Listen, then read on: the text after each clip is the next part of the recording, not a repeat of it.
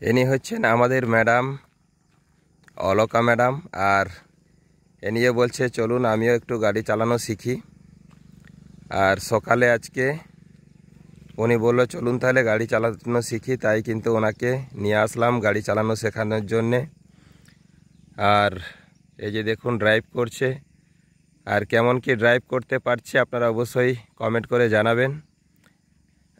উনি মোটামুটি মাঝের মধ্যে গাড়ি চালায়, তো অতটা রোডে ওনাকে দেয়া হয় না, তো কম বেশি একটু চালায়। দেখুন আজকে উনি অনেক দিন বাদ গাড়ি চালাচ্ছে। কেমন চালাতে পারছে অবশ্যই আপনারা অবশ্যই জানাবেন কমেন্ট করে।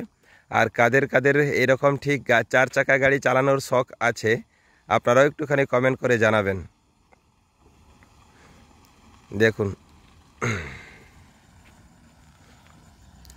আমাদের আরও অনেক অনেক মেম্বার আছে, ওনারাও বলে যে স্যার আমাকেও একটুখানি শেখাবেন। আমি ওনাদেরকে বলবো অবশ্যই আপনারা সময় করে চলে আসবেন, কোনো টেনশন নেই, ফ্রি অফ কস্টে সবাইকে শিখিয়ে দেবো একদম।